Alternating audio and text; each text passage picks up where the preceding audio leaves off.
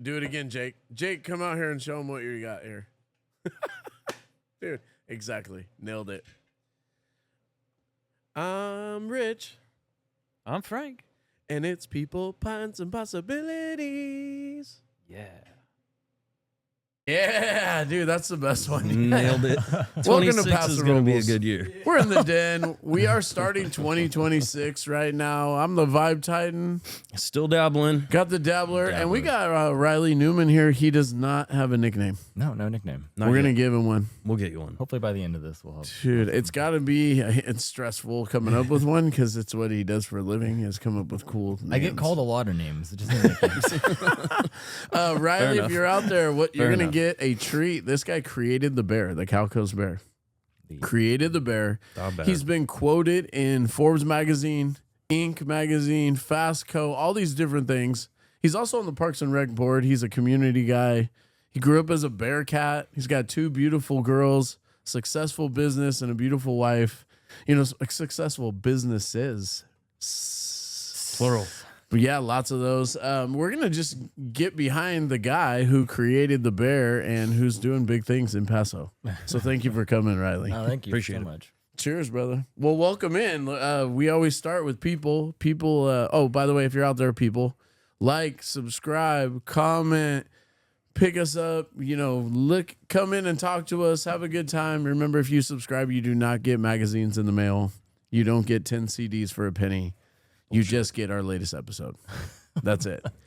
And it's beautiful to start with Riley because he's a brand genius. He's the guru. Connoisseur. People pay this Very guy. generous. We're getting free consultation right now. We might get a bill later. This would be like brand therapy. This is brand therapy right now. Oh no. If you wanted it honest, we got the right guy. Holy shit. All right, here we go. Well, let's get behind you. Get behind the guy that is behind the famous creations. Who the hell is Reilly Newman? Yeah, so moved to Paso probably 15 years ago or so. Went to Paso High, was able to be involved in a lot of things and kind of learning my way and going, okay, I like design, I like these different things. And then that kind of evolved into kind of just a natural flow into strategy and the bigger picture, which is like brands. It's beyond just the logo, beyond just these certain things. And that's kind of just where I got my roots and my footing in a lot of ways. And then going, man, I love this strategy. I love that it goes into psychology. It goes into a lot of these moving parts that makes markets work and makes how we buy things in life. Like even when we go to the store, when we go to Target, when we buy a beer, it's like we're geared a certain way, right? Are you buying the beer because you like the flavor or because it matches the internal narrative that you tell yourself of, oh, I'm a dark, I like my beer's really dark because I like that internal narrative, right? It touches in so many areas of our life, and I think it's kind of the crux of everything. And that's why like brand to me just it does encompass so much. A couple things jump out. Are you going to help rebrand Paso Robles High Bearcat at any time? Dude, can we get you involved in that? The old, I know good it's luck. like taboo. You just want to cannot look like touch that thing. the Calico. Dude, no, I don't want that there. All right, but I love what you said there because, let's just jump into it. You love brand. What jumped out though? How did when you're young, and you thought you had to think you make me laugh because you're like a truth teller 100 times over. What inspired you that you had to see some things that you thought you could do better? You're like, this is horrible. I'm interested. I want to create a brand, or I want to create a logo, or I want to create, what told you that was something you're interested in? What was that moment? Was it a moment? So growing up, it was like you had this minimalistic kind of awakening thanks to brands like Apple and the App Store. Everything was coming out, right? You had the iPod, you had all these great, very minimalistic design, which to me is like the pinnacle of design in a lot of ways, because with minimalism, you have to have so much being communicated in such small amount of space. And that leans into logos and leans into a lot of things. So just seeing these brands out in the wild and seeing things go, oh, wow, people are drawn to these things. Why, right? And asking those reasons. And then, in the same breath, in high school, I loved to make money. I loved to sell things. Even when I was like really young, I worked for my grandpa. He worked at an Ace Hardware store, and I was going around, dusting off shelves. I was like 6 years old or something like that. And he'd pay me with like $1, and then he'd go buy me a hot dog. And I'd just go dust things. I'd go clean the bathrooms. I'd go do stuff. It was like child labor at its best. And we need, if your daughters aren't doing anything, we already used Frank's. They're too old. Yeah. So They're out there. They're on So you were learning work ethic though, right? Yeah, no, You were- exactly. And it was like you're learning hard work. You're learning, okay, I work hard, I get rewarded, and all these different things. And then, just even my parents and my grandparents laugh because I would have this Pay Reilly day where I'd put out a shoebox and it would be Pay Reilly day. It was like taxes pretty much for my family. And my grandpa would always put money in it. And so it was like this conditioning, right, of me learning like, okay, there's this way to generate money. And I loved saving. And then once I discovered investing and all of that, it was like creating this mindset and creating me to really this entrepreneurial, I always call it like an entrepreneurial tick, where it's like you have, as an entrepreneur, you have this mindset. It's not, I don't think it's opportunistic. Opportunistic to me is predatorial. You're preying on people to be an opportunist. But an entrepreneurial mindset is like you see opportunities and you kind of seize them. You carpe diem and you just go for it.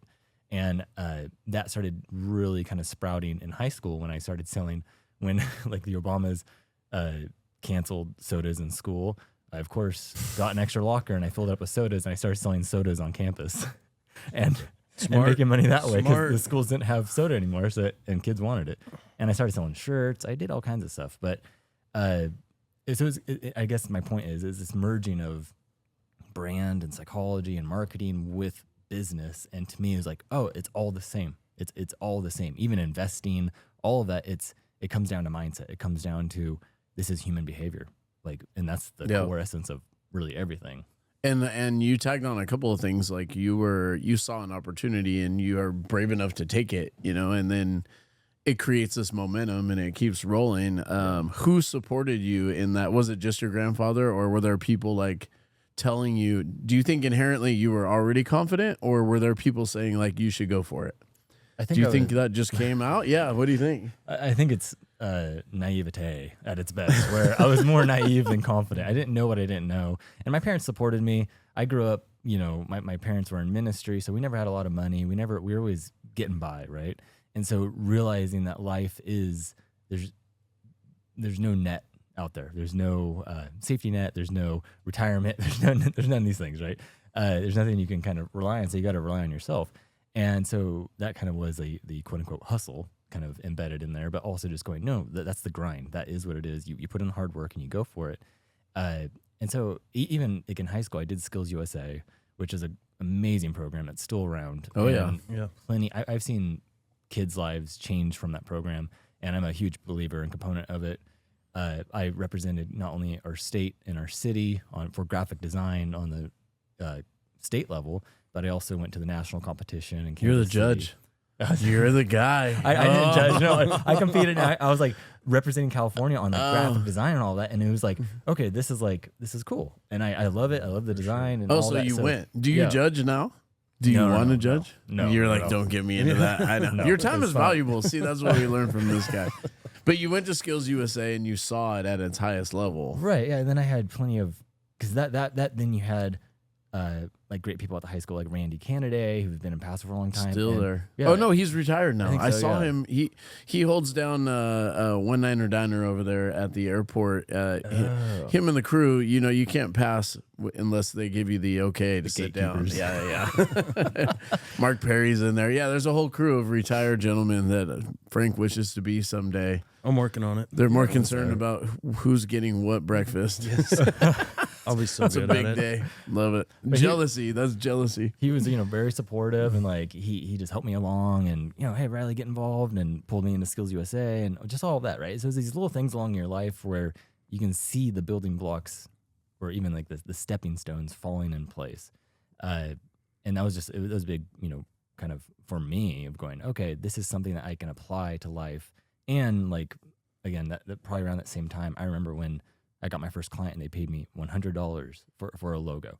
And I was like, oh my gosh, like someone's paying me like money to design this logo. Like, and it was this moment, kind of like you, as an entrepreneur, you have these little moments where it's like, wow, it made money, right? And you're kind of at this moment. Yep. And that's why when you do see business owners with their first dollar on the wall or something, it's like, it looks silly. Yeah, it looks ridiculous. But to me, it's really crucial. It's a crucial moment when you realize, wow, I made a profit, or wow, this made money. It generated money. There's plenty of money to be generated. Just a lot of people don't know how.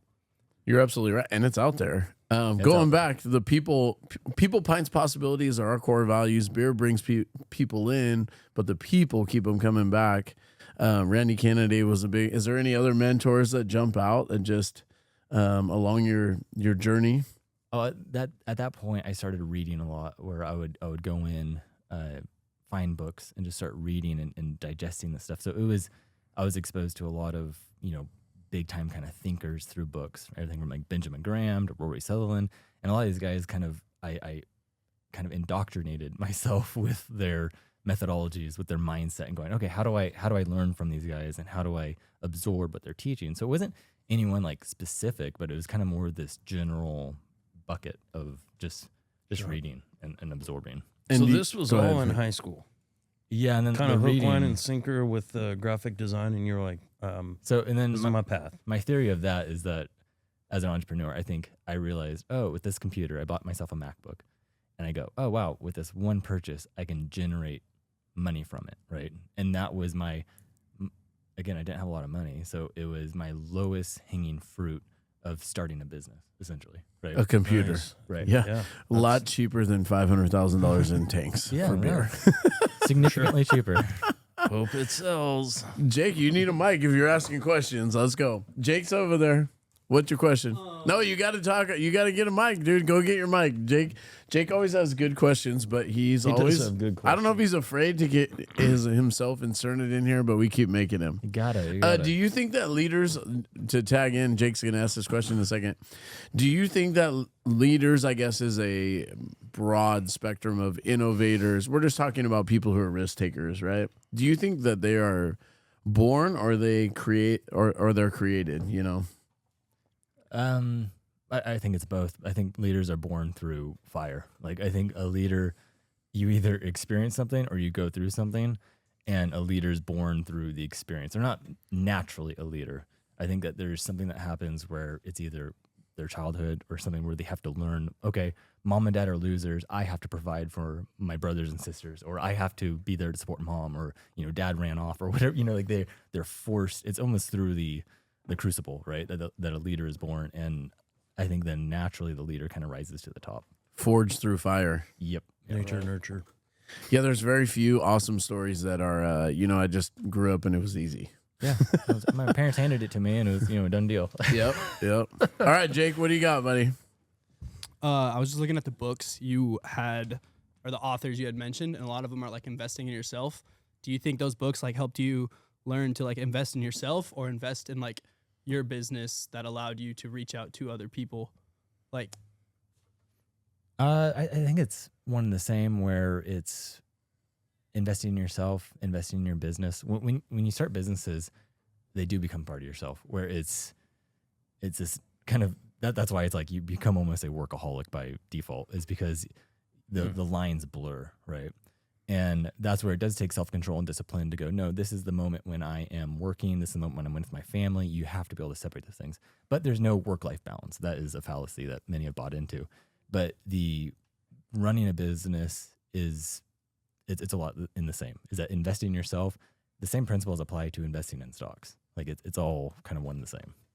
and then like if someone were to like I said, this podcast is also like teaching people about Paso, the people of Paso, but also like learning how to create businesses, but also like maintain the brand that they want to have. Like, what would you say is like a good starting point for someone first time listening to, like, what book would you recommend, whether it was the Rory Sullivan Investing in Yourself, or do you have like a specific book that That's your favorite book? Yeah, that's a great like, question.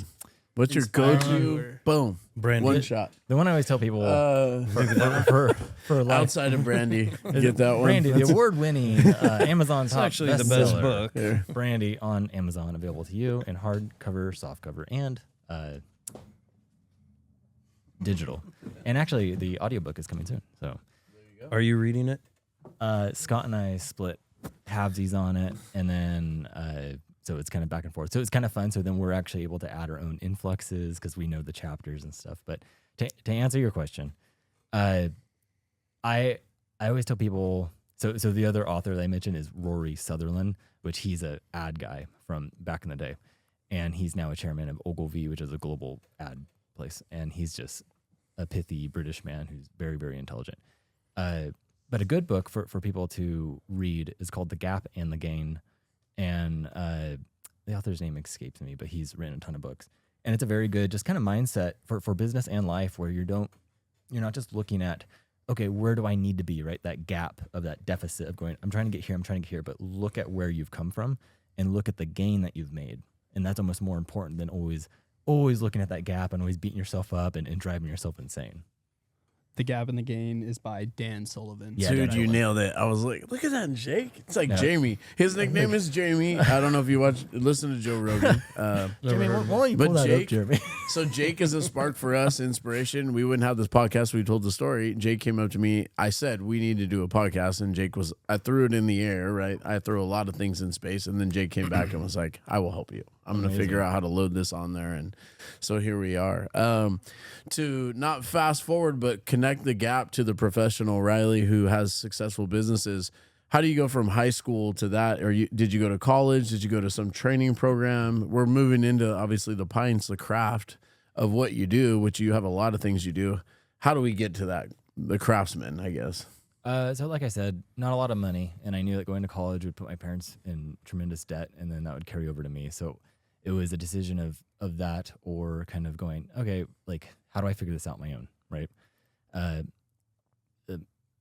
High school was pushing me to go, oh, you need to apply to a bunch of colleges. There's this whole game you play where it's like you need to keep applying and then that costs money to apply each time and just stuff like that. And I was like, I can't play this game. So I picked one college to apply to, and that was Westmont down in Montecito. And I got accepted. And then I went down and met with their administration, and the lady was pretty much like, what? The admin lady was like, Reilly, you're already doing like what we're going to teach you to do. Why don't you just give it a year? Wow. Yeah. And that alone, I can't remember her name. I think it was like Wow, Jody. that's a great admin. And I Wow. was like, wow, she didn't sell me something that I didn't need, right? Saved me, tens of thousands of dollars. And I was like, all right, yeah, like Westmont will always be there. I got accepted, and the business, let's just see what happens in a year, right? And so then I emailed my professors that I would have had, and I asked them for the curriculum that they were going to give me if I would have went. And so they emailed me back. They did? Yeah. They Nice. sent me the list. Nice. And then I just went through Gangster. Amazon and I bought everything. And then I devoured that. And that kind of, again, going into this reading of going, okay, how do I keep increasing my intake? Because you learn about Warren Buffett. You learn about these guys who are shot callers in the world. And they spend more time reading during their day than doing anything else. And so there's something special about reading. And my dad would always say, like, leaders read and readers lead. And there's something about devouring from other people's journeys, from their experiences, just words, right? And in increasing that knowledge that then feeds every other aspect of your life. So You just went for it. I just went for I it. need to read Yeah. more. Frank does podcasts now and audio books. I can't do audiobooks. I Oh, need to I have love an an audio. audiobook. Look at this guy's dog-eared. Look at it. There's even highlights in here. That's beautiful. You gave me the. Oh, look at that. Look at that. He's leaving notes all over Look the at place. this guy. I just did this morning. Those are just suggestions. I'm kidding. Wait, that's a grocery list. Oh, I love it. I love it. No, it's success leaves clues, man. People are out there. They're doing it. They're finding their way. And so, did you just start? What was your first business? The name? What was it? Zangaroo Designs. Zangaroo. Which I still have the domain for that. And that was graphic design, logos, same thing, right? And then it just kind of evolved over time. It became Newman Studios, Newman Creative Studios. And then that evolved to Motif Brands, which it is now. And now it's just continued to grow. And our expertise keeps refining and going higher caliber for, bigger stakes with bigger clients. And that just, again, over time, it compounds. And that's what I mean is like what you apply to business, what you apply to life, what you apply to investing, it's all the same. It's like if you can use time to your advantage and just be patient, it keeps compounding. If you keep doing the same good thing every day, you're going to get something great. Because it's just like, I was like, it's the whole doing 1% better than you did yesterday. It's like little by little by little by little. And let's hone in on the craft because we love that. So Frank takes grain and water and yeast and hops and puts them together and writes this beautiful recipe, and it comes together to this product that people get to enjoy. They come in, they celebrate with their families with it, they take it home with them. I guess the question is, what is your craft? You know, you have this big thing that's no, and I don't mean it in that way. You know that. That sounds funny. You have this big topic, which we're going to get into, of a brand, but someone comes to you. What is that skill that you have? Right. Yeah, that you have. That what is that? That's unique, just special. Because you are special. You're different. And it's funny because it is gray area. Is that if someone's like, "Whoa, what is it?" Right? If I go, "Oh, it's like culture, brand," right? They'll go, "Oh, you make logos," and it's like, well. Yes and no. Right? You love that, by the way. Yeah, I love that. I love when people reduce something down to. I was a logo guy, which I treated you like that when I first met you, and I apologize. I want to give you a formal apology right now on air because I did not understand, and I was so naive that we definitely want to say thank you for your services because the bear. We're gonna get to the bear. My service. Sorry and thank you. Well, and it's like for your skills, your craft. But that's kind of the whole thing, though. Is that if I'm out here going, oh, brand is this lofty, brand is life. It's the decisions you make. It's why you drive a certain car. It's why you do certain things. Then how do you consolidate that into one, craft? Other than it's psychology. And is your skill to cut you off? Is it that you corral people and like force them to see their brand? Is that like how would you?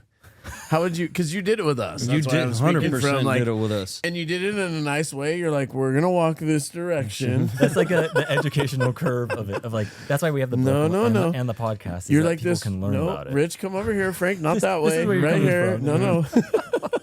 You're really gonna like it over here. And it is. It's hard because even all the different clients we've worked with, it's like you have these different personalities. You have different, some people have family businesses where I can't change anything. It's all sacred. That's grandpa made that logo, 40 years ago or whatever it was. And it's like, no, things grow, things change. And to me, it's transformation.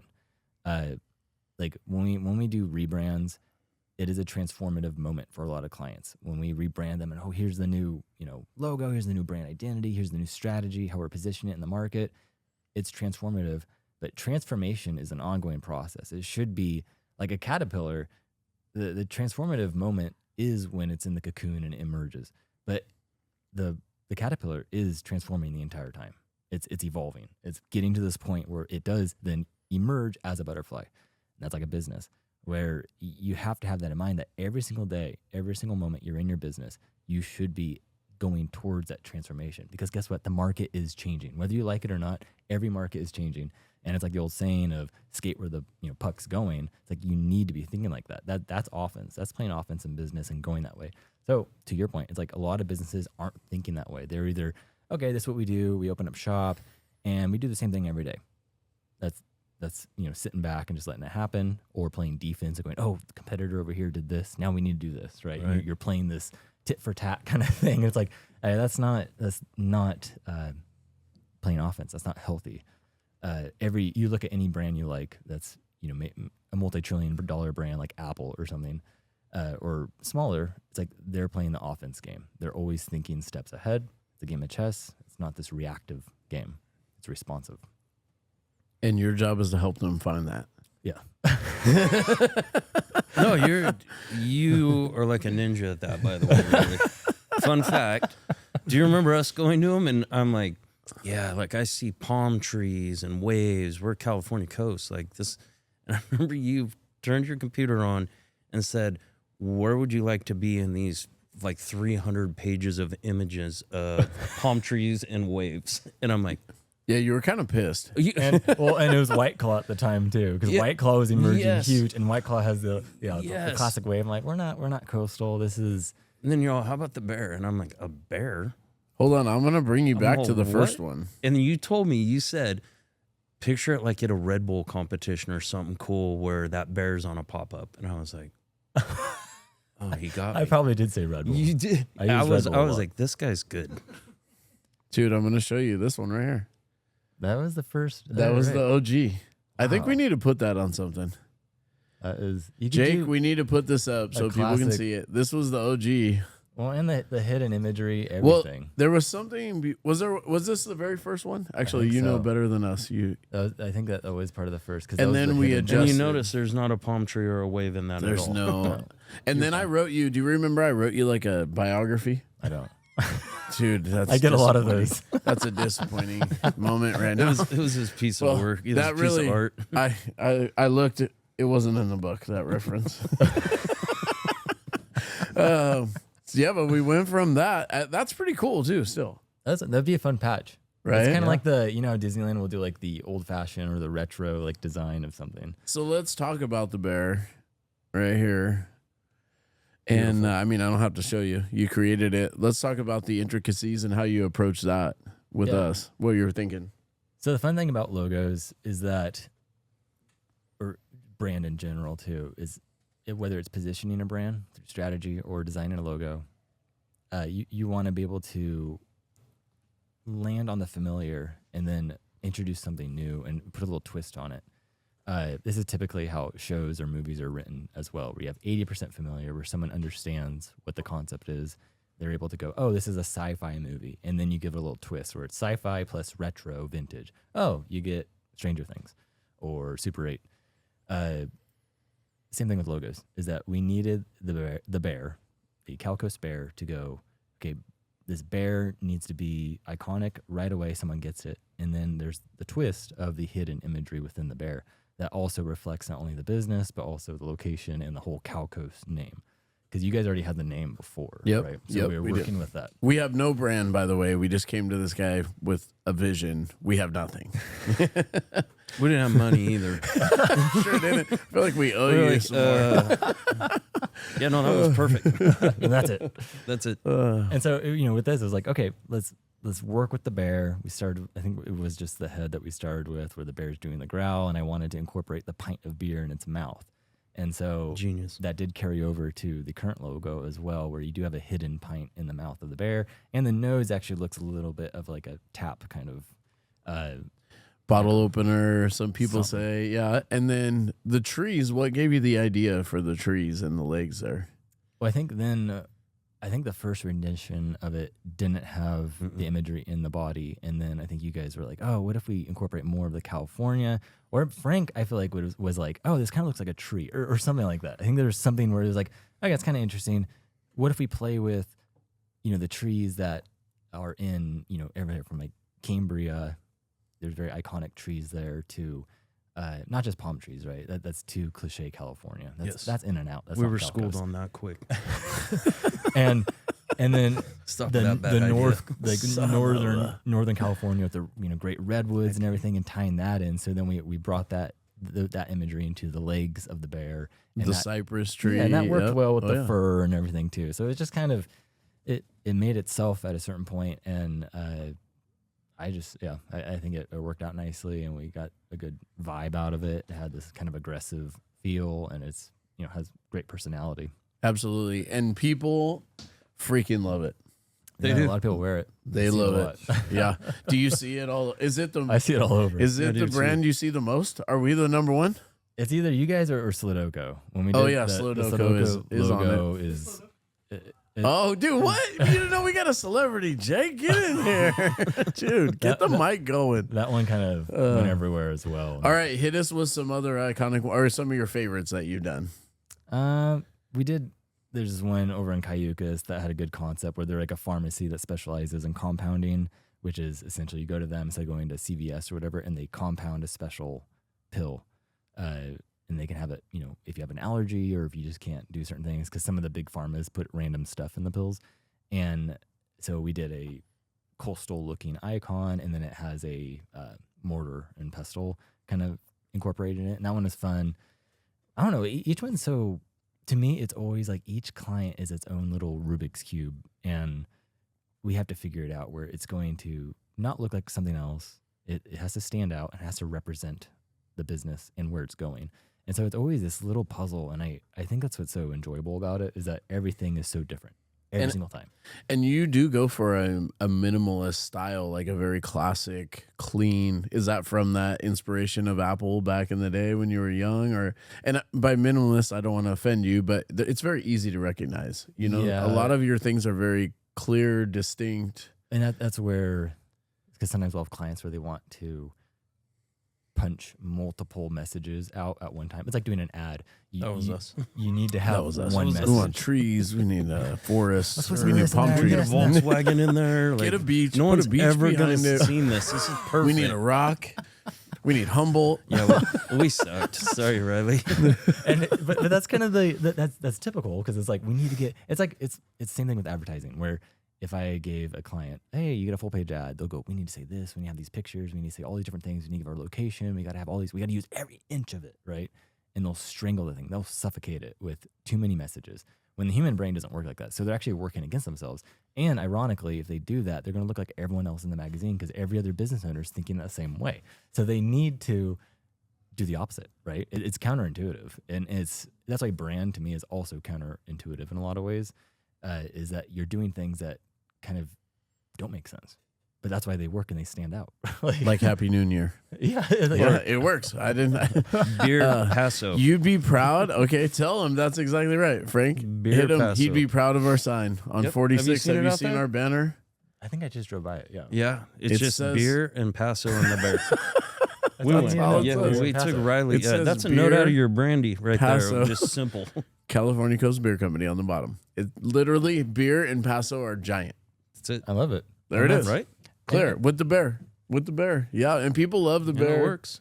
But to be clear, because your book is very clear about this, a brand is not what a logo is entailed, but much more than that, right? A brand is Right. this just big utopia of the way you carry yourself and a lot of different things. Everything. Yeah. Even when we came to you, we didn't have. I'm going to ask you a quick question about us, and then let you go on to brand. Did you think we were gonna make it?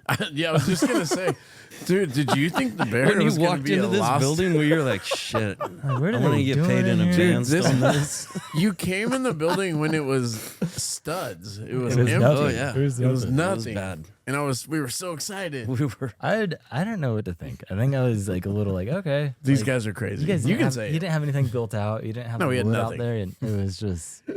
But the building was cool. It had history, and it had Building is cool. yeah, and it's a great location. So And what is the what is your give it to us real? What is you? He never answered. He Did you didn't. think we were gonna make it? Did you think we were gonna make it? No, you can say you didn't. He didn't. Say. I think the chances were slim. Well, your book says it. We didn't think we were Hold gonna on. make it, dude. So Your that's book fair. says that 20% of new businesses fail in 2 years, 45% fail in 5 years, and 65% fail after 10 years. Frank, we're not there yet. We are 6.5 years in. We're Hey, gonna do it. We'll drink to Cheers. We made it this far. beating Riley's prediction. If we had the stock market, he shorted us. Sure didn't work out. No, I appreciate the honesty. Love it. Question: what is your? This is a great question because I want to hear. I mean, I'm going to say I have my own great question, but what do you think of the brand now? What is the Bear and the Cal Coast brand? What do you think when you see that? That's a great question. I think it's entered this level of becoming iconic in a lot of ways, and that is again the logo is designed a certain way, but I think what made it work is that just like with any brand, it's the holistic, it's the whole, right? The whole is better than the sum of its parts in a lot of ways, or the individual parts. And you guys, Martha, everyone involved with this and pushing this brand to this level where you guys focused on the local, vibe, representing Paso, and just the experience you've built. And just like, so there's a book called The Experience Economy. If you listen to our podcast, Brandy, I mention it a lot because I know the author and it's the future of the economy in a lot of ways. And what Rich and Frank did was that they took, like what Frank does, he takes commodities, turns it into a product, beer, right? Takes wheat and whatever, turns it into beer. But the next level of that is to create an experience.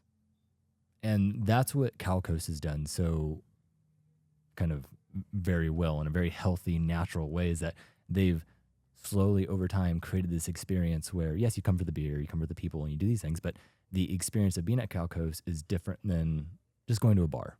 It's different.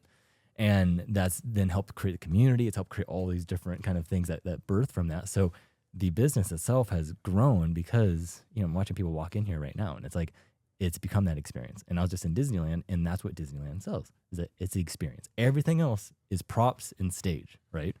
The beer is a prop that people use to interact and socialize. This is a stage out here where the brand is able to, you guys have great customer service, you have great, everything from, head to toe.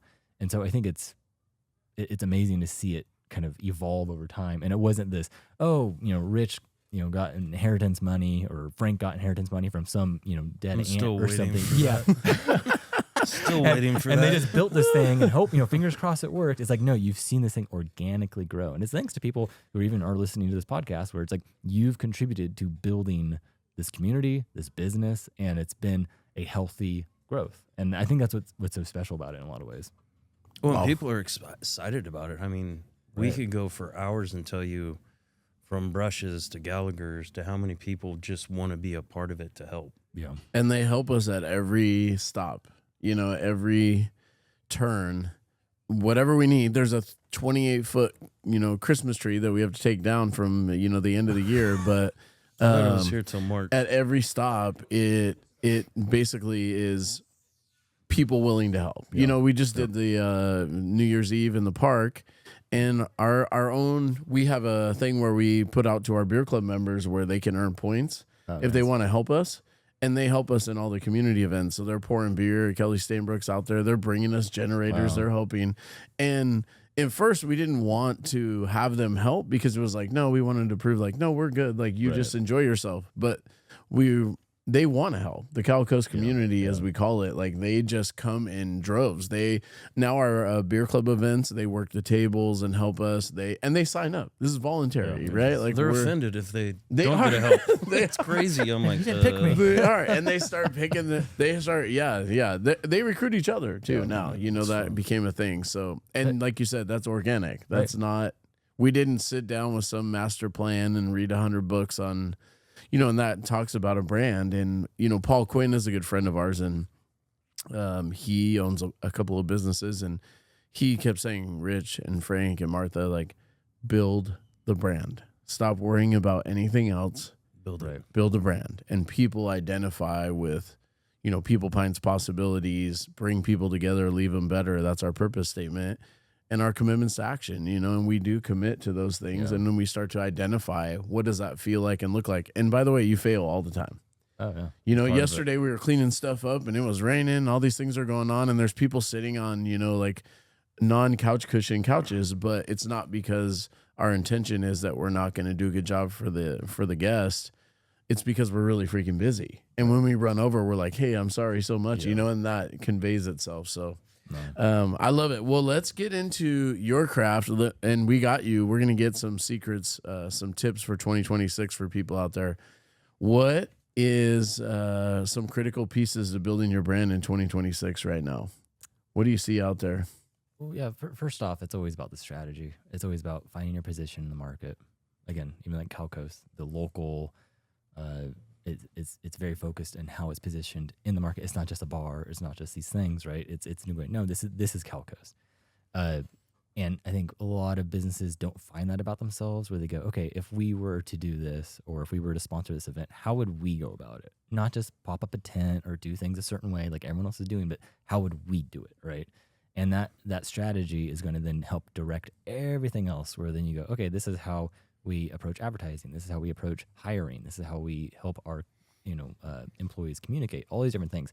And I think especially now in an age of AI, automations, robotics, a lot of different things, it's like you have to have this clear guidance, because it's not only going to give direction on how you virtually interact with people, but also like on social media and stuff and your website, but also with the human-to-human interactions, which are only becoming more valuable. I would argue that that's going to become one of the most valuable thing, where all these companies that are outsourcing the human side of the business with AI, or even like when you walk into restaurants now and they have the big board that you're ordering or whatever, it's like that's a mistake. You should be automating and doing robotics on the back side of the house, but on the front side, on the human side, people, that's where you're investing. Yeah, that's going to be the greatest kind of delta for these businesses, that if they invest more on that side, it's only going to drive them further ahead. Right. And again, I'll use In-N-Out as an example, or even Disneyland, where it's like those employees who work there, it's like you can tell that there's a great filtering process that gets them to that point where when they are up there, like what Disney, what they tell their employees, like when the cast members, aka employees, when they come out, they're on stage. Like they know that once an employee steps out where the public can see them, they are on stage. So it's kind of just investing in that and in the strategy and the human side of it, and just having that clarity is going to probably for this next year give a lot of growth and guidance in a lot of different ways. Okay, that was a Damn, lot. Frank, dude, this guy My mind lays is it coming down up. right Okay, here. I so- know he sent you to so much I want to talk in a good about. way. A princess dinner at Disneyland, you cannot break the cast. I You tried. cannot, you Trust me, cannot. they are solid. AI, you mentioned AI. How Oh, good. is that a threat to you, or is that something you utilize? Do you want another one of those, by the way? Sure. One Yeah, more. That was Yeah. delicious. Why not? Espresso martini at the Den. Yeah, at thank Calco's. you. AI to me is a tool, and just like with any tool, those who learn to use it and manipulate it, whether it's a guitar or a hammer, are the ones who are going to win. So if a musician learns to play guitar better than someone else, they're going to be the better musician. AI is the new tool, and it's like learn to manipulate it, use it, learn to integrate it into your life, into your business, and that's going to only help you. Right. Okay. And again, to like, it doesn't mean you outsource everything to, okay, no more humans. Now we're just like, no more employees. Now we're just doing robots. It's like, no, you don't do that.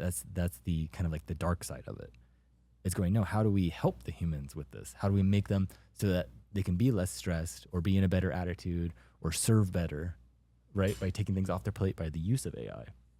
And I think there's ways that then, even companies cutting costs with AI on the admin side of things, so then they can redivert those funds to paying people better, right? If you keep paying people better, it's like you're going to get better and better caliber of humans, which is going to become more and more valuable. So it's like,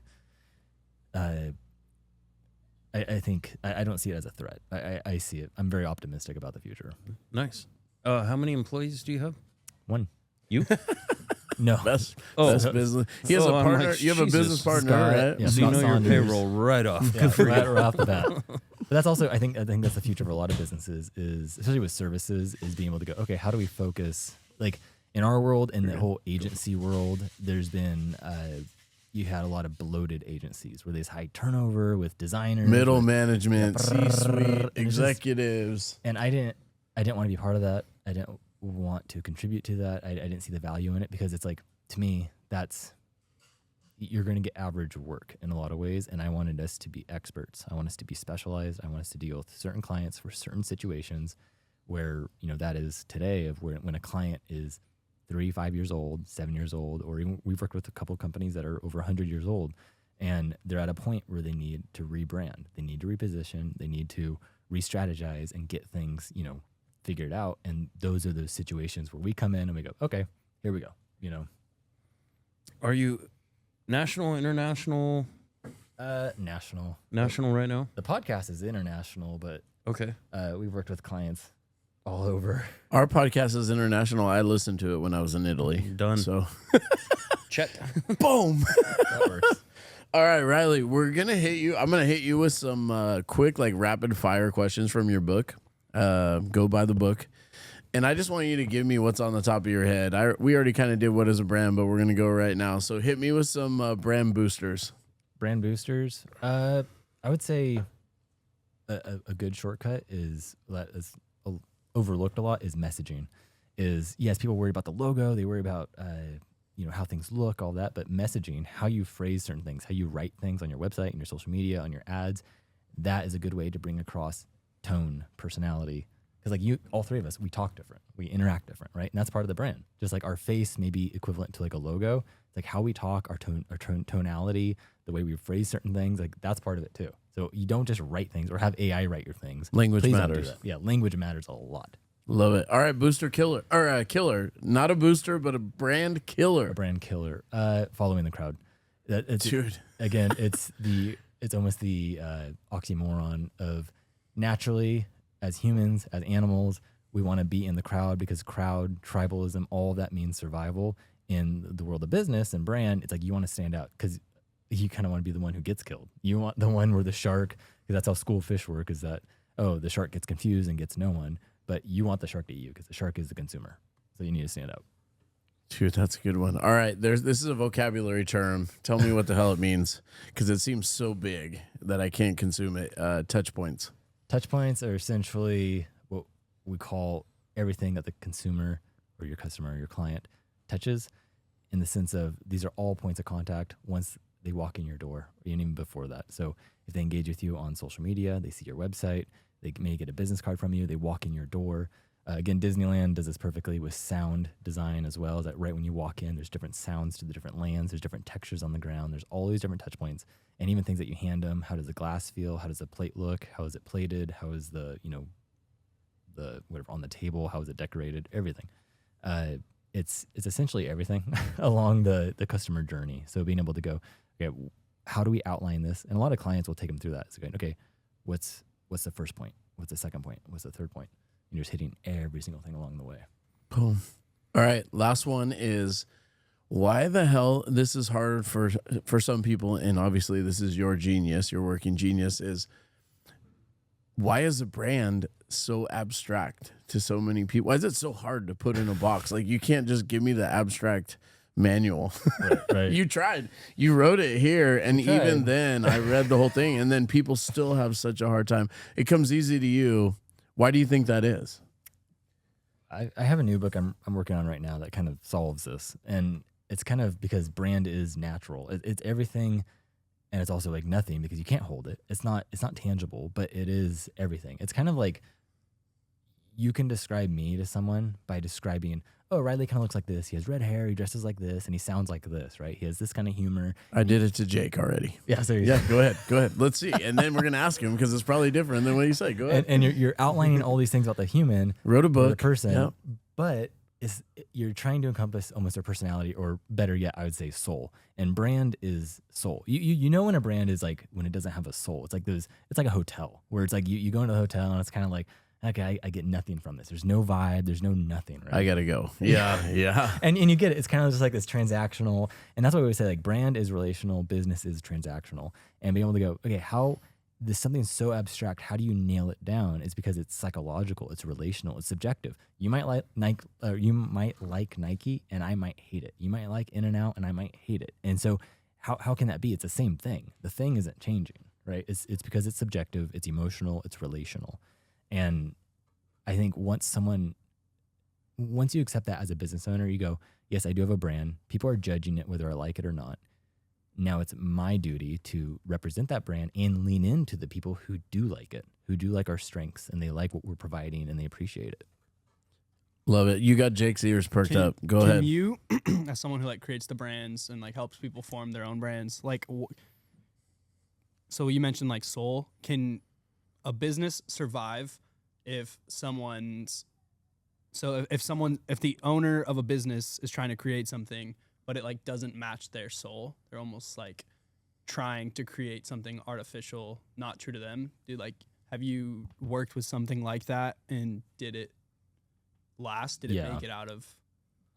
Well, typically this might be what you're Like talking almost about. like faking it, like trying to do something that they know the people like, and trying to do their spin on it just for right, or following the crowd and doing something that's like really what you'd say is like off-brand, right? Where it's like, oh, Apple came out with, I don't know, an energy drink or something, right? So it's like mountain bikes. Well, they're following, Celsius and Red Bull and all that, and it's kind of like, well, that's not clicking. And that's, again, They'd probably kill it though. They'd probably do it. It'd probably still work. Freaking They would Apple. cast their spell upon everyone. But that to me is, so again, with psychology, you have associations. And through associations is how we derive meaning. So if I showed you a cup and you go, okay, what is that, right? If you didn't know what it was, and then you'd see me fill it up with water and you go, oh, he can fill it. And then if I put it next to hot drinks, or if I put it next to cold drinks or whatever, you start going, oh, it's for hot drinks. Oh, it's for cold drinks, right? Through association, you're starting to connect these dots. Same thing happens with brands. It's like, that's how we associate and we derive meaning of going, oh, brand X equals this. So if a brand is hanging out over here where it shouldn't be, then that starts to add confusion. Or if a brand, in my mind, represents something, and then like you said, the owner goes, oh, we need to, guys, this market's going over here. We need to, start a cryptocurrency or something like that. And they run after something, shiny object syndrome. That is then where you start creating confusion. It starts diluting the brand. And that's also, I've talked about this before, of the entrepreneurial tick, we did an episode on this where the brand clarity and guidance helps kind of keep the entrepreneur, the founder, the owner in check, because they're going to have shiny object syndrome, right? Is that entrepreneurs are opportunistic, like I was saying at the beginning. It's like they are always looking like, man, money's being made over there. That kind of looks like something, right? That's a blessing and a curse to the entrepreneur. And they have to have the clarity and the guidance and something to kind of keep them in check, right? Because constraints are good. You want constraints. But if they're just able to go, oh, let's go launch this, they're going to be kind of shooting themselves in the foot. And you nailed it. A good example of kind of tying into what you said, actually tying in, is it used to stress me out when people used to walk in, kind of like the guy, or they would walk by and they'd see us doing the podcast. And I'm like, it's a Friday. You know, we shouldn't be doing this, but it's the best day because the guests couldn't come on a Tuesday or whatever, right? What I found, though, is the opposite. Like the brand, again, people were like, that's so cool. What were you doing? Yeah, what's going on? And we didn't intend that. You know, we weren't like, we should not allow people in the den and have them, you know, set this up so people could see us. And unintended consequences, people were like, that's really cool. Who are you doing? How do I sign up for that? When we first started, you know, and Like and subscribe. yeah. All right. I got some quotes before we go to possibilities here. All right. I got some quotes from you. Just hit me with what they mean. The second one is better. No, this one's a good one. If you sell to everyone, you sell to no one.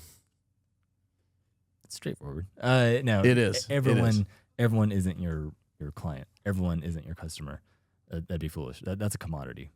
And and people, you just kind of hit it before, but people want to chase the shiny thing, huh? Yeah, and it's knowing your consumer, and it's again, sell to the people who already appreciate you, because those people are willing to pay more. They're willing to spend more time with you. They're willing to invest in you in the business because they appreciate you. You know, it's like a relationship. It's like be with the people who actually want to be around you. Go where you're celebrated, right? Go. All right, here we go. When the tide goes out, you get to see who's swimming with no trunks Why are you on. holding the book so high? Dude, because I can't read unless the light is on there. When the tide goes out, this wasn't your quote, but you referenced This it. is Warren Buffett. When the tide goes out, you get to see who's swimming with no trunks on. Right. And so this is Warren Buffett. This is why Berkshire Hathaway has one of the largest cash hoards in the world, along with like Apple and stuff. But Warren Buffett, actually, he just retired as of today or yesterday was his Congrats. final.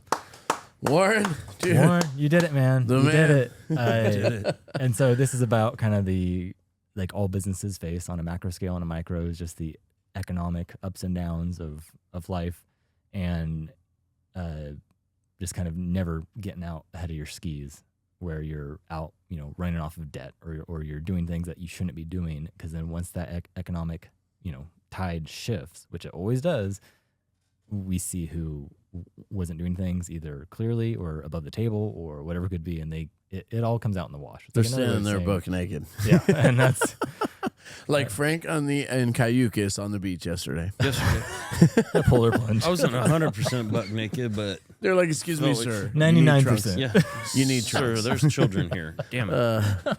And that leads us, the wine industry and beer industry is getting hammered right now. Oh yeah, As getting you hammered. heard. That's a good Getting hammered, man. It no is. pun. Now we're not, I don't want to say insulated, but we're doing okay. We're doing well because we have a tap room, right? We haven't built these massive distribution areas, so We have a brand. the local consumer is still looking for, like you said, that face-to-face feel. So, you know, we never know when that's going to turn. But tap rooms across the United States have been doing well and actually growing. However, distribution and consumption, basically through those third-party outlets, whether it be Albertsons or, you know, Third Base or whoever, that is drastically down for beer. And then wine altogether, I mean, I've just heard it's a major correction, right? You're a stock guy. What do you think about the whole scenario? Well, I think it's, speaking of Warren Buffett, he bought a huge share of Constellation and he made them sell off their wine portfolio. That was probably 6 or so months ago, which I thought that was a pretty good Tell. Yeah, where you did have Yikes. some large purchases, but again, even like the Dow purchase, it wasn't so much the product as much as the brand. The brand, huh? And I think it's a bit of a awakening moment for a lot of these companies, is that realizing, okay, it's not so much about the wine, it's not so much about this story that you put behind the wine, but it's about the brand and how people feel with the kind of internal narrative that aligns with that and what they're telling themselves when they drink the wine, how they feel when they bring it to a party and they put it down on the table. You've had some consumer shifts of mainly it's, the younger generation isn't drinking. So my solution to that is sell more to the older generation. And they're the ones with all the wealth as well. So Gen Z isn't the golden. They're broke. They're not the savior. Dude, they're broke. I just saw this thing is like Gen Z is not spending money on this, and that. And Gen Z is the most disloyal of all the generations because they're going to go to whoever's the cheapest and most accessible. And I think that's what's so kind of ironic about it. It's like, okay, so you want to sell to a generation who's not loyal, doesn't have the money, and doesn't have the interest because they can't afford it, right? These youngsters ain't loyal. They're just cheapskates. Dude, they're on the run. They are. They're like moving around. I think I might be Gen Z. We actually. love our people. We love our people here, but I will tell you, they're like, yeah, peace out, man. I'm taking 3 weeks off, and like, I'm not hating. I'm like, man, that's a good life. Like they're not tied to all the things that we were tied to. No, it reminds me of Australians. They don't care about hierarchy. Another shrimp on the barbie. They don't care about hierarchy. I will say one thing that we never did. If you said I would be confident in this to our team, I'm going to give this person's a high performer and I'm going to give them a big raise, or we can split it equally amongst all of you. They would without a doubt say split it amongst all of us. And when we grew up, you lie. Because when you're in your group with your peers, everybody's like, man, all right, we're all working hard. We're doing good. Like, support everybody. They never want to walk on each other to get somewhere. When we were growing up, we're like, dude, I'm stepping on everybody's dome. Yeah. And, it's just that market where things balance, ebb and flow, right? Business cycles happen. Yeah. It doesn't matter. Granted, a lot of the alcohol was what I love about the alcohol market is that it is heavy brand. Like it is that you look at the companies that kill it are the ones that have a great brand and they have a great experience. But you did have this influx of celebrities creating, alcohol labels. They're doing this. They're white labeling Casamigos. Yeah, he was so far ahead of the curve. Oh yeah, George killed it. Good job. He George. did, and now everybody's doing it, and that's the time to get out, right? Like a stock. Yeah, it's the if everybody's got fear. alcohol, yeah, right? And it's like once the Kardashians start doing something, get out. Facts. It is interesting. I think it's a good contraction, but overall, it's going to lead to healthier kind of.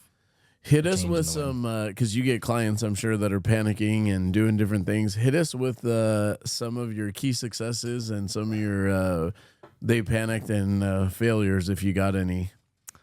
We've had, especially during 2020, there's some good success stories out of that where people, you had the businesses and the founders who saw it as like a scared moment where they're like, oh my gosh, this is like the death. And you had the other ones who were what I think kind of your true pure blood entrepreneurs, where they saw it as opportunity, where they rolled up their sleeves and went like, A, I'm not going out of business. B, we're going to make this work. And this is land grab season. And they started just land grab season. And, right. And they started expanding during that time. And you saw it, you did see it in large companies and in small companies where they just started going after it. And I'm like, I think that to me is the brand mindset of this long-term mindset of, yes, there's opportunity, buy, and then go for it. It's the same thing, like you said, like stock market, it's the same thing. People, when the stocks dip, like they did in April, and I told everyone to start buying things, is like in April, boom, straight down, right? That's when you buy. Is like when it's going down, you have that much fear where you have the weak hands letting go. Dude, and the diamond hands come through. Yeah, and, and you grab it, and it's just like goes up because that is essentially it's consolidation, it's compounding, it's the healthy growth, right? It's like pruning a plant, where it's like you have to prune for it to have like healthy growth. Same thing with business. I'm still waiting for my Doge to come up. Frank had Doge at what, 15 cents or 7 cents? What 5 cents. 5. No, it was shot to 50. I told him he tripled his money because I was stuck. I'm like, sell it. No. He's like, no, to the moon. To the moon. Come on, Elon. What's your hit us with the mindset that it takes to be successful? I love being around other people who are going for it. I would say it's kind of like what I mentioned earlier is like the 1% better. There's that every single day. Just focus on getting better every single day and taking those little steps. It's like, I think Sarah Blakely said it, and I heard her say it when I was like first starting my business many moons ago. Thank you, Jake. And she was like, just every day do something that moves your business forward. don't worry about getting the whole to-do list done or anything like that. It's like just every day do something that moves it a foot forward, 3 feet forward, or whatever it could be. It's just like you're just taking these steps because those things are the things that compound. And it's like if you do have that patience, if you do have that step-by-step mentality, then you're using time to your advantage. Because if it's like, okay, I took 2 steps yesterday, took 1 step back today, took 3 steps, tomorrow or whatever, it's like you're able to then see this compounding happen. And it's like, again, going back to stocks and investing, you don't time the market. It's time in the market that matters. Be in the market, be exposed to the market, and stop trying to time it because you can't. Statistically, you can't. It works against you. And we take that to heart, not only with us here at Cal Coast Beer, but with our team, which we have phenomenal, people, and we've had them almost. Some of them have all been here 6 yehave 5 years, the entire time, and we've only lost people. There's a few people who haven't made it, have made the cut. Accidents. But, yeah. But the others have just been here, moved on, bring people together, leave them better. They've moved on to whether they're going to nursing school or something else that they wanted to do a bigger profession. But we are working every day if we have 40 people here, working here in this establishment and about, 10 to 15 a day, if they can be 1% better, that's a big jump. If Frank and I and Martha are 1% better, that's 3%. But if we can get the other 20 people doing it, that's a big jump, and that's a big increase. And so we work really hard on talking about, what they're passionate about, where they can help us. And that's what you see in a lot of the social media posts, whether Jesse's doing that or Justin's doing music because he loves music. The guest stuff with Zach and, the food stuff now, we kind of just keep tapping into people's creativity because we know as teachers, if you're not feeling it, your why, you're never going to, be able to endure the pain that comes with, this isn't a glamorous business all the time. You're here, you're putting up with people, you're working with people on a daily basis. Right. And it's not all rock star, but but a lot of it is, and when you work with a great team and you work in a great environment, that matters. And you're paid well, like you said, and you feel like you're valued. Yeah. So we work really hard on that. Yeah. So how do you do all that in just like an 8-hour day? It's not 8 hours. Oh. So that's where that work life and family, how are you doing that? I mainly, so when I'm home, I change my settings on my phone so that pretty much no calls come through or anything like that. So it knows when I'm home, right? Everything doesn't come through pretty much. Then when I'm at work, of course, it's like, okay, now phone calls, everything come through.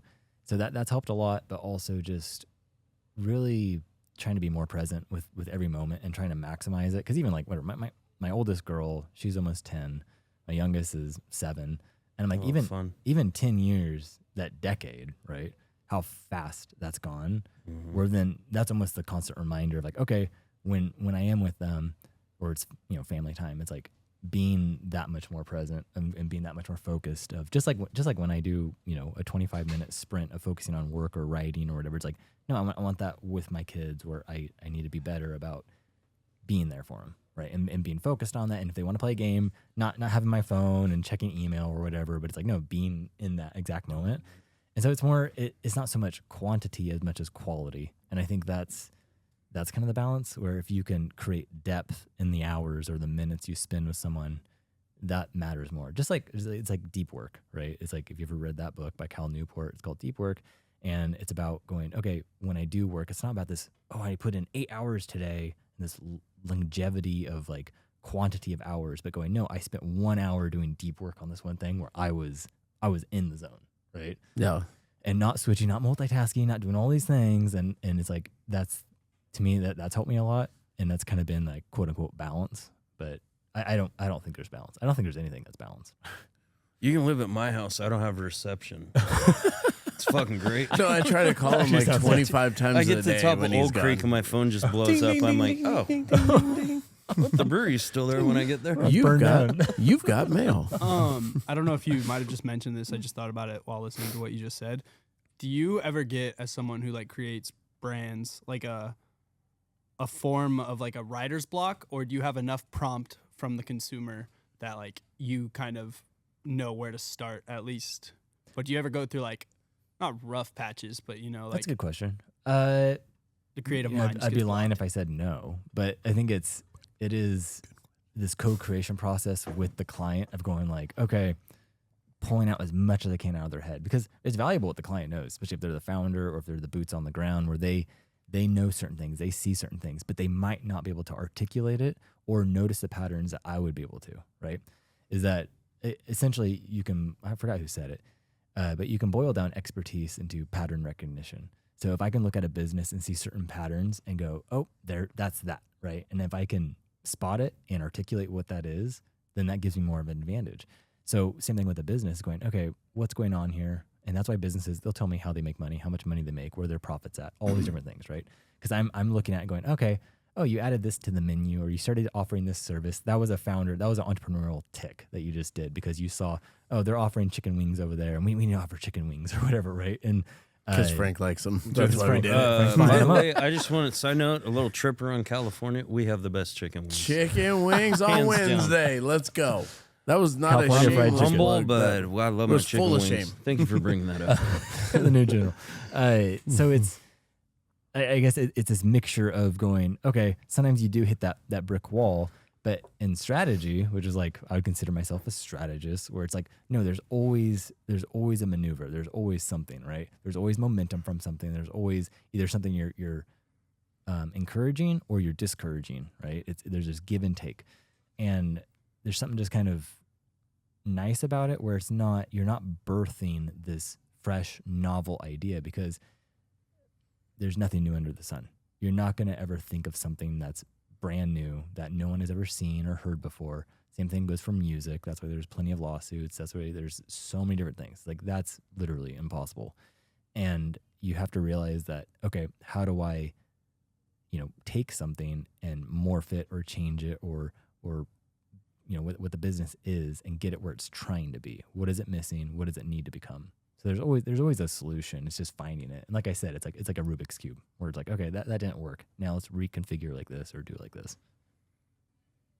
Yeah, I want to argue that. Hey, I was giving Jake a hard time because in 2026, Jake is a phenomenal talent, and we're gonna get him more involved in the show. That's There a you goal. go. Yeah, Yep. no. Look, but he's kind of halfway in, but not in. We're gonna get him all the way These are in. good questions. Right. He does a great job. Yeah.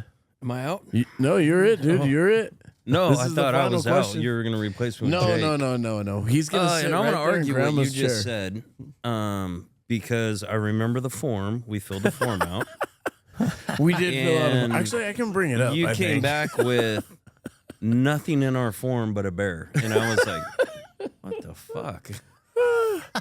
He did. He gave us a form, and I filled out like 26 pages. The questionnaire. Yeah, right? it was was great. a I'm gonna send it questionnaire. I back love to it. you, and we But can see now how I close. love it, Riley, That's a because good- I'll be at the beach and my kids are like, Dad, there's a shirt. I'm like, act like you've seen it, dude. It's cool.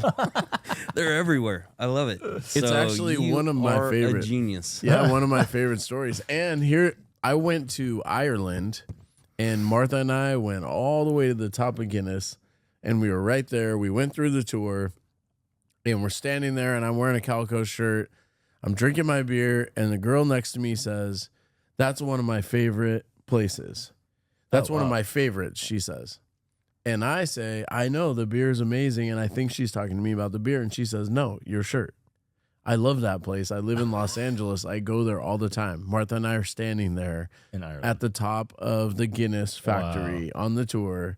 And she's like, I That's live in LA Wow. and I go there. It was one of my favorite moments because just to see the pride that people have wearing the shirts, my favorite thing to do is just to ask them, because it's the only time you get a real answer, is, "Oh man, isn't that place in Paso, and they're like, "Yeah." And I'll say, what do you like about it? Do you like it?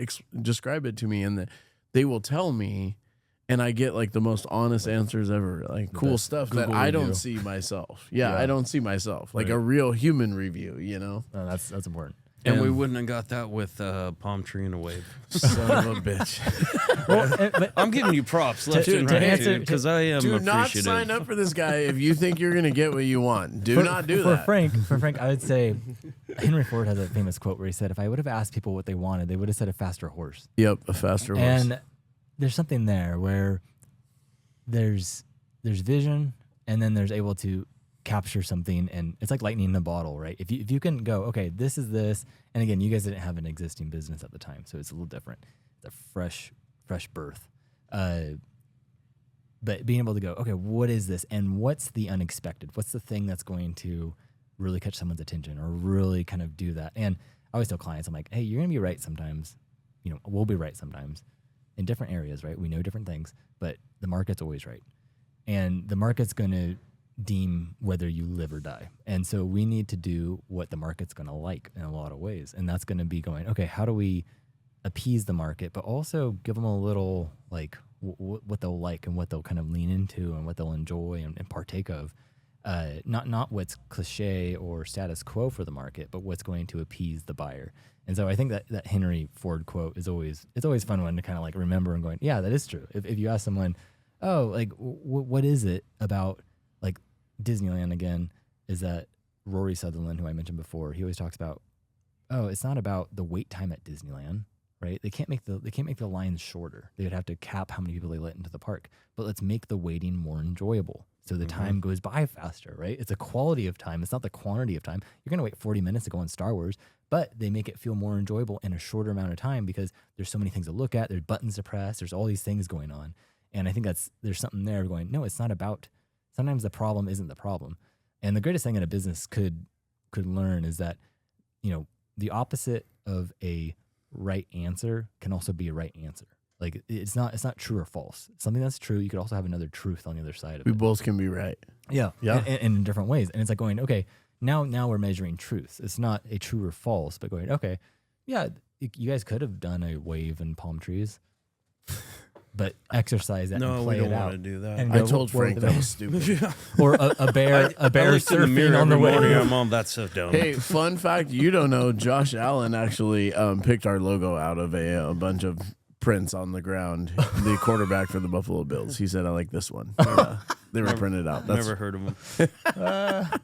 oh, all right. I love it. Well, Love it. Jake, you got a last question?